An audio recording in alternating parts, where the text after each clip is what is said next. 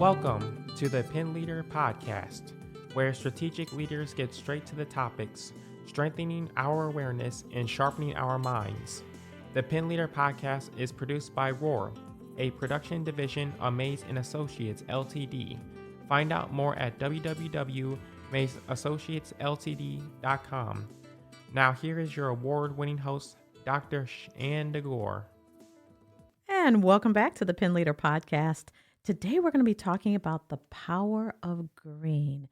And I am so excited to have with me today Sonia Flunder McNair, who is the CEO and founder of Sonia Organics Products, LLC, which is the parent company of So Organics, a naturopathic company that specializes in health, hygiene, beauty products, and those that are developed and designed to help you live, feel, and be well.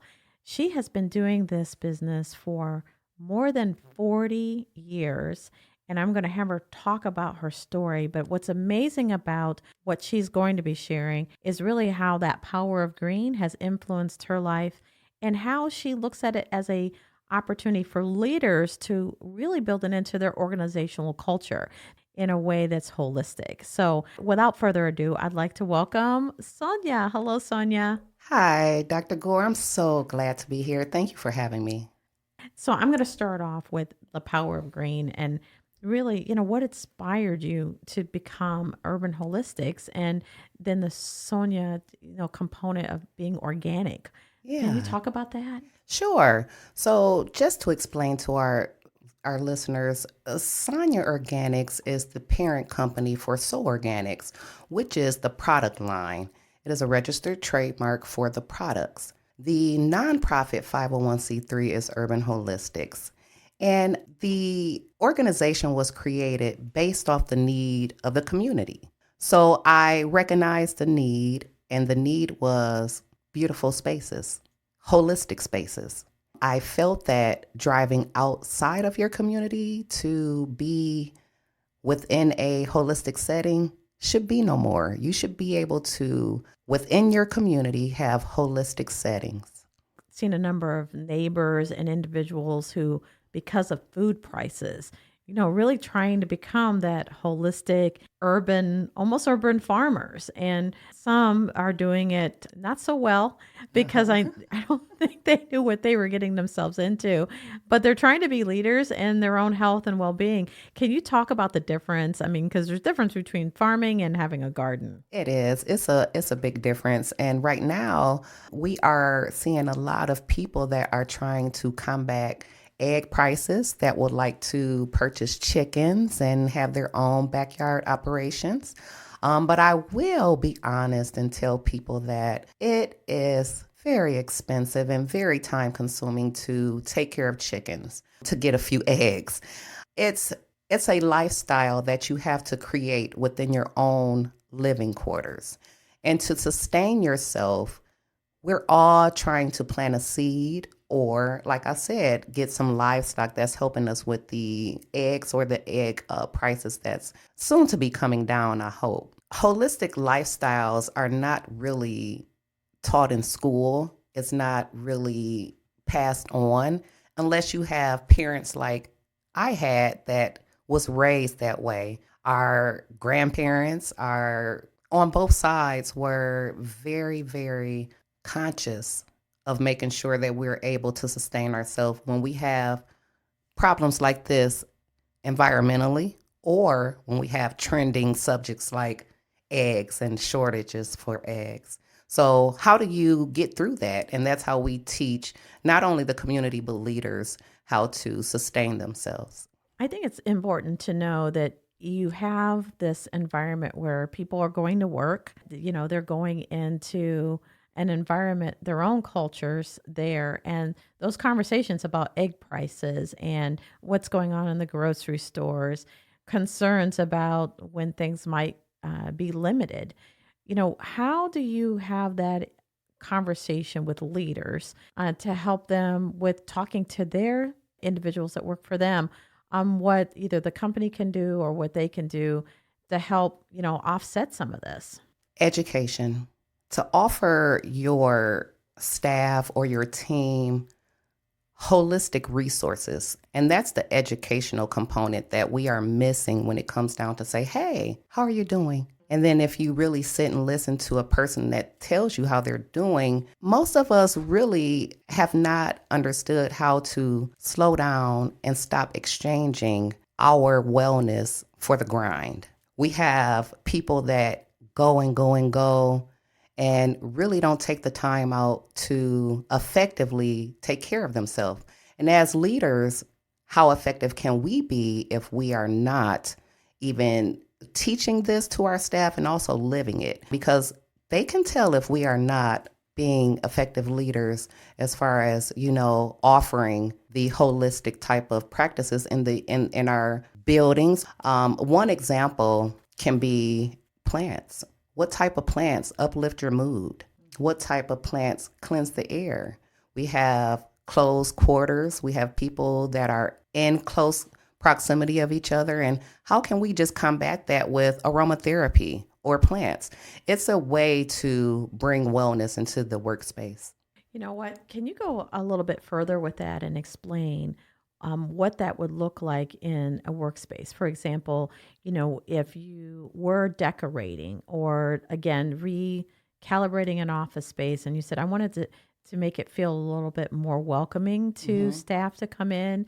Are there any kind of plants that you would suggest that maybe that can be brought into an office space that would help with maybe that cleaning of the air and or lifting moods and add smell? Because we as leaders, when we think of being nice and giving to our staff, we'll hand them a gift card to a massage therapist or something that we know make them feel good. But we can do this in the workplace. You can have a wellness space that have aromatherapy, things that keep people balanced. Your essential oils that can be let off in the air that can help balance moods. You can also put plants in your area like mother-in-law tongues, your snake tongue plants that cleanse the air. It's a lot of different plants that we can put around us that can uplift our mood. Okay, so now I'm going to be very obvious. Like when you walked in the space, you might have seen light coming in and windows. And I know that's a big thought, is like having sunshine coming in.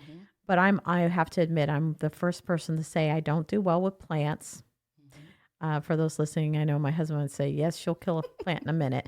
Not meaning to, but what would be a low maintenance plant that potentially would be healthy that you could have in a workspace that's more of like that I don't need to feel bad, that I may not be taking care of it. And I just want to tell you that you're not bad at plants. You just have to know what conditions they need. And this is the same with people in our staff. You have to know where they'll thrive, because you can put a plant, for example, your peace lilies. They don't like all that sun. They don't like to be exposed to all the sunlight, and they like, hence the name, peace. Small area in your office. And it gives you such benefits that you can not even imagine will come just from having plants in your office. So we as leaders can figure out ways, very simple, cost-effective ways to keep our staff not only healthy but happy. Because a lot of the buildings that we have and that we're in and that we work in can make us sick. I was talking about this with someone else about the vents and dust and being dust free and taking a moment to clean. It used to be where you talk about spring cleaning. You go through and that's when you take everything down and you clean. And that's when I remember my mother used to take the draperies down and wash the draperies. But when you're in an office environment, there's also ways of just having it, the flow of when people come in, that holistic look at that. And then having the food in the environment too. Yes. I knew one employer who took all the vending machines out and then came in and started to have fresh food brought in. So that's a major change. It is, even with what we offer for our meetings. Like you said, if we're constantly bringing a whole bunch of sugar, donuts, your stimulating drinks, like your coffee that you know you're going to crash on in the next couple hours, and then everybody's mood is down to here by noon because they need another uplift. So to really understand how to help your staff, this is how we can have some of the most effective, thriving businesses by offering our staff and our people. Because one thing about the community that we serve, they want to know the alternatives to wellness. People are really interested in staying well holistically. And if we don't know how to offer that, they're going to find it somewhere else. I was just thinking about that too. I was thinking about the tea that I had this morning. I purposely reached for that green tea, and I had a choice between coffee and tea, and I chose the tea. And I thought, this is probably better for me and the ill effects to it. So, what suggestions would you say that someone could get up in the morning before they start their day? And it's, again, with mood lifting and going in, especially if they're in a high stress environment, what can they do, Sonia? I'm going to give you an example of your herbs in the morning. Your herbs should be picked at their peak. And your peak is early in the morning before you get people, places, and things in the way. Your herbs in the morning are sitting straight up with dew on them, and they're feeling their best because the morning time is when when plants are at their peak.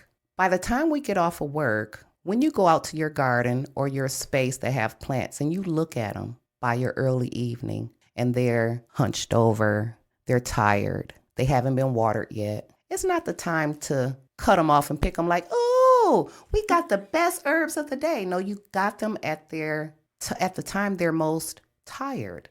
They've shown off all day with sitting up straight and suckling off of the dew that was left, but they didn't get the water that they need in the morning. Same with us. Your peak moments are in the morning as early as you can get up. And if you can get up early in the morning, and if you can create a regimen and you say, hey, this is when I'm going to drink plants, because that's what your green tea is, Dr. Gore, is your plants.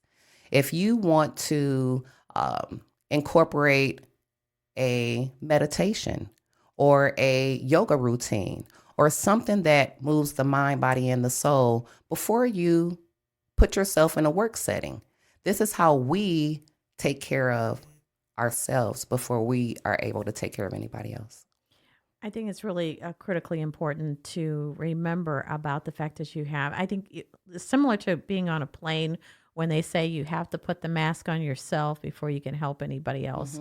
Because of the fact if you're not taking care of yourself and you're not taking care of those priorities, which is, again, yourself, the clear head, being able to even answer questions. There are some individuals that might get bombarded with questions once they walk into a workspace. And if you're not in the right frame of mind because you didn't get a chance to start your day, you're a human being. So your reaction, your emotions might take over. And this is where we talk about that emotional intelligence. Well, that doesn't mean emotional intelligence means stomping out your emotions. That's not what that means. I get that all the time. Like, no. That means that you know where your triggers are and that you can control your reaction. And it may not be that hard, especially if you're training yourself. So being self-aware with that. And there are certain chemicals that trigger that, right? Yes. And you know this holistically, am I right? Yes.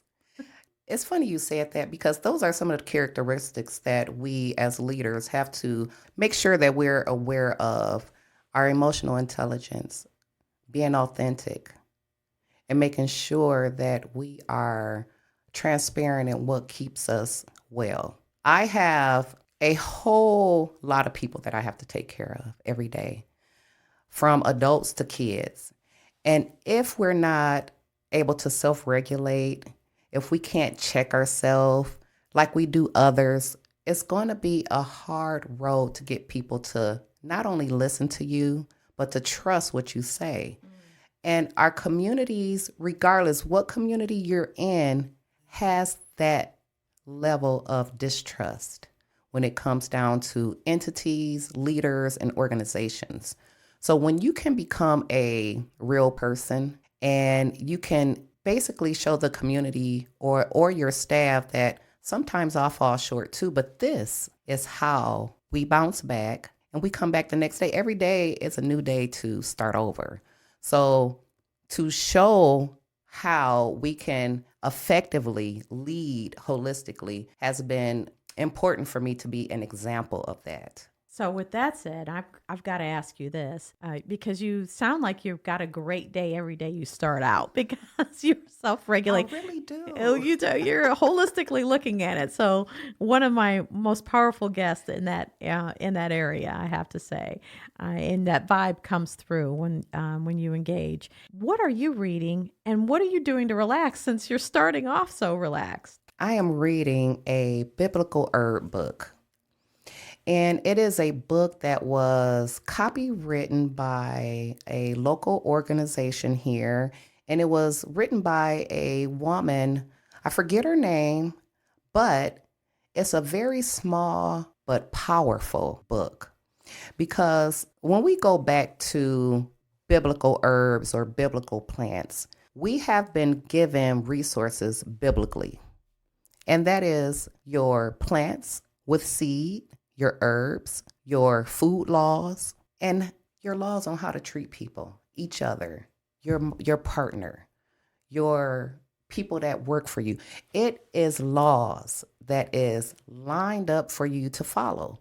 And since we have kind of missed the mark with having our ancestors around to tell us how to process those herbs, how to use them medicinally, how to use them daily to have a good day, which ones are grounding, which ones are stimulating so we don't have to drink that coffee. We have lost most of the people around us that have this knowledge. So the way I keep myself up is to read constantly, is to educate myself, because to me, growing is learning. And if you are continuously learning, you will always grow. And so for me to teach a community that saw no hope in the area or the aesthetics of the area, we are now able to not only give hope, but also to give the skills to continue to branch off into the communities of their homes. People are coming down to the farm and say, hey, how can I do this at home? You don't have to do it in the capacity that we're doing it in. A garden is fine. It's beautiful.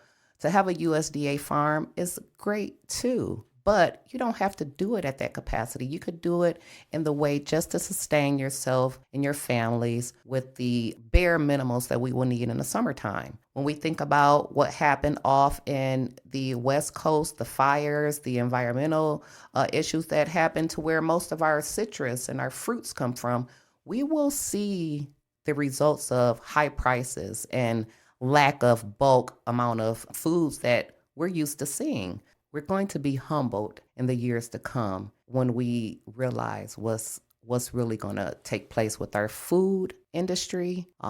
It's going to be eye-opening. We can control what we can control, but beyond our backyard. And so to be prepared and to know, right?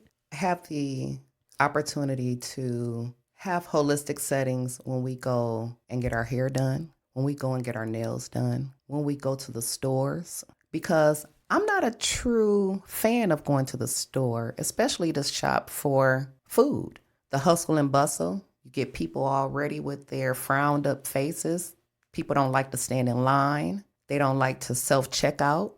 But when you come to a farm to shop, it is such a different experience. It is such a healing experience. And we also teach our kids where food really comes from when we take them to farms to shop. My goal with what I do is to also retrain the educated. We have taught people that the lower income community live in food deserts. The definition of a food desert states that if you're in an area where there's no grocery stores, you're in a food desert. I have been trying my best to retrain people to understand where food comes from. Food doesn't come from the store, it comes from farms. I can't thank you enough for coming out and just talking about that, because I know I wish that I had classes like that when I was younger about some of the just the food items and what can be done and now. So really you just summed up the show and the power of green.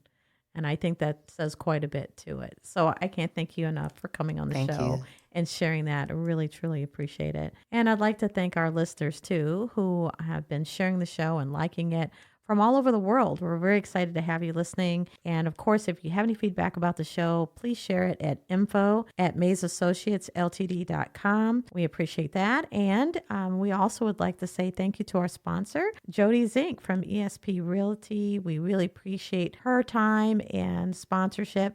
And if you have any questions, she definitely has answers, especially about your real estate needs. And until next time. The Pen Leader podcast is hosted by Dr. Shanda Gore and brought to you by Mays & Associates LTD, creating customized solutions for growth in the areas of leadership development, strategic planning, and culture building. Find out more at www.maysassociatesltd.com. Don't forget to subscribe to the Pen Leader podcast and share with others.